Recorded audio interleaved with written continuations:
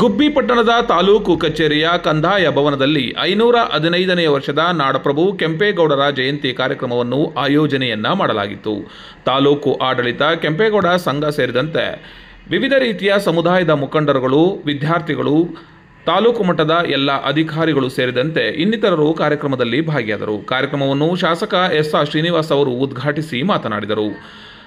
ನಾಡಪ್ರಭು ಕೆಂಪೇಗೌಡರು ಬೆಂಗಳೂರನ್ನು ನಿರ್ಮಾಣ ಮಾಡುವ ಮೂಲಕ ಇಡೀ ಪ್ರಪಂಚಕ್ಕೆ ಬೆಂಗಳೂರನ್ನು ತೋರಿಸಿಕೊಟ್ಟಂತಹ ಮಹಾನ್ ವ್ಯಕ್ತಿಯಾಗಿದ್ದಾರೆ.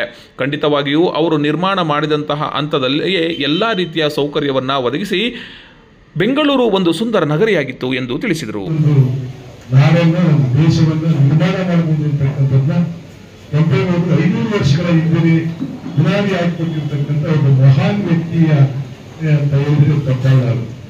ಅಂತಹ ವ್ಯಕ್ತಿಯ ಜಯಂತ್ಯೋತ್ಸವವನ್ನು ನಾವೆಲ್ಲರೂ ಸೇರಿ ಭಾಗವಹಿಸ್ತಾ ಇರ್ತಕ್ಕಂಥದ್ದು, ಆಚರಣೆ ಮಾಡ್ತಕ್ಕಂಥದ್ದು ನಮ್ಮೆಲ್ಲರ ಸುದೈವ ಅಂತ ನಾನಾದ್ರೂ ಕೂಡ ಭಾವಿಸ್ತೀವಿ.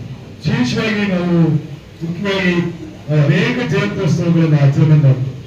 ಈ ದೇಶಕ್ಕೋಸ್ಕರ, ಈ ನಾಡಿಗೋಸ್ಕರ ಎಲ್ಲ ಮಹಿಳೆಯರು ಕೂಡ ತಮ್ಮದೇ ಆಗಿರ್ತಕ್ಕಂಥ ಅನೇಕ ವಿಚಾರಗಳನ್ನ ಈ ನಾಡಿಗೆ ಕೊಟ್ಟು ಹೋಗಿರ್ತಕ್ಕಂಥದ್ದು, ಈ ನಾಡ ಮುಂದಿನ ದಿನಗಳಲ್ಲಿ ಯಾವ ನಿಟ್ಟಿನಲ್ಲಿ ಸಾಗಬೇಕು ಅನ್ನೋದ್ರ ಬಗ್ಗೆ ಕೂಡ ಅವರು ನಮಗೆ ಮಾರ್ಗದರ್ಶನಗಳನ್ನು ನೀಡಿಕೊಂಡು ಹೋಗಿದ್ದಾರೆ.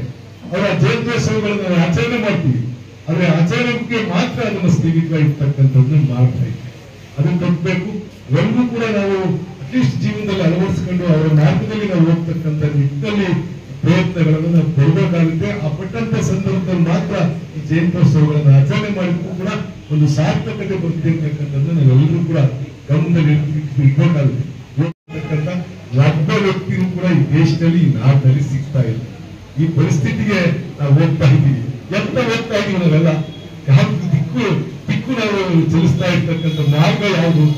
ಮಕ್ಕಳೇ ಇನ್ನೊಮ್ಮೆ ಕೆಂಪೇಗೌಡ ಹುಟ್ಟಿಕೊಂಡು ಸರಿ ಮಾಡಕ್ ಆಗಂತ ನಿಟ್ಟಿಗೆ ನಾವೆಲ್ಲ ಈ ದೇಶವನ್ನ, ಈ ರಾಜ್ಯವನ್ನ ತೆಗೆದುಕೊಂಡು ಹೋಗ್ತಾ ಇದ್ದೀವಿ. ನಾವು ಅಧಿಕಾರಿಗಳು ಸೇರಿ, ನಮ್ಮಂತವರಪ್ಪು ರಾಜಕಾರಣಿಗಳು ಸೇರಿ, ಸಾರ್ವಜನಿಕರು ಸೇರಿ ಎಲ್ಲರಿಗೂ ಕೂಡ ಒಂದು ರೀತಿಯ ಕಲ್ಪಿತ ವಾತಾವರಣವನ್ನ ನಿರ್ಮಾಣ ಮಾಡ್ತಾ ಇದ್ದೀವಿ.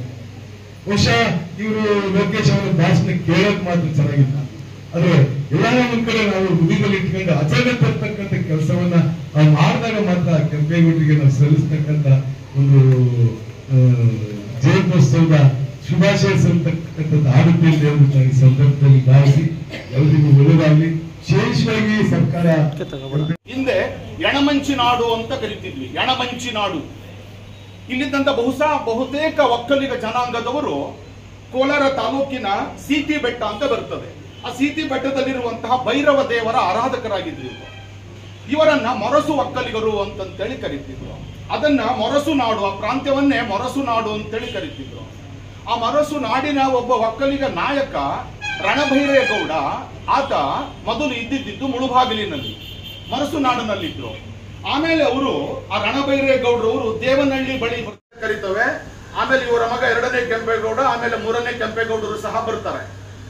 ಇವರ ಮೂಲದ ಬಗ್ಗೆ ಕೆಲವು ವಿಚಾರಗಳನ್ನು ಹೇಳೋದಕ್ಕೆ ಬಯಸ್ತಾನೆ. ಈ ವಂಶದವರನ್ನ ಯಲಹಂಕದ ನಾಡಪ್ರಭುಗಳು ಅಂತೇಳಿ ಕರೀತವೆ. ಯಲಹಂಕದ ನಾಡಪ್ರಭುಗಳು ಇವರು 1565 ತಾಳಿಕೋಟೆ ಕದನದವರೆಗೂ ಕೂಡ ವಿಜಯನಗರ ಸಾಮ್ರಾಜ್ಯದ ಸಾಮಂತರಾಗಿದ್ರು. ಈ 1ನೇ ಕೆಂಪೇಗೌಡರ ಕಾಲದಲ್ಲಿಯೇ ವಿಜಯನಗರ ದೊರೆಗಳ ಸಾಮಂತತ್ವದಿಂದ ಸ್ವತಂತ್ರ ಪ್ರಭುಗಳಾಗಿದ್ದು ಇವರ ಒಂದು ರಾಜಕೀಯ ಸಾಧನೆ. ಇದೇ ಸಂದರ್ಭದಲ್ಲಿ ಸಮುದಾಯದ ಮುಖಂಡರುಗಳು, ತಾಲೂಕು ಮಟ್ಟದ ಎಲ್ಲ ಅಧಿಕಾರಿಗಳು, ಪಟ್ಟಣ ಪಂಚಾಯಿತಿಯ ಅಧಿಕಾರಿಗಳು, ತಹಶೀಲ್ದಾರ್ ಬಿ ಆರತಿ, ಗ್ರೇಡ್ 2 ತಹಶೀಲ್ದಾರ್ ಶಶಿಕಲಾ ಸೇರಿದಂತೆ ವಿದ್ಯಾರ್ಥಿಗಳಿಗೆ ವಿಶೇಷವಾದಂತಹ ಕಾರ್ಯಕ್ರಮಗಳನ್ನು ಆಯೋಜನೆಯನ್ನ ಮಾಡಲಾಗಿದ್ದು, ಅತ್ಯಂತ ಹೆಚ್ಚು ಅಂಕಗಳನ್ನು ಗಳಿಸಿದಂತಹ ವಿದ್ಯಾರ್ಥಿಗಳಿಗೆ ಹಾಗೂ ಹಲವು ಕಾರ್ಯಕ್ರಮಗಳಲ್ಲಿ ಭಾಗಿಯಾದಂತಹ ವಿದ್ಯಾರ್ಥಿಗಳಿಗೆ ನಗದು ಬಹುಮಾನ ಸೇರಿದಂತೆ ಸರ್ಟಿಫಿಕೇಟ್ಗಳನ್ನು ನೀಡಲಾಯಿತು.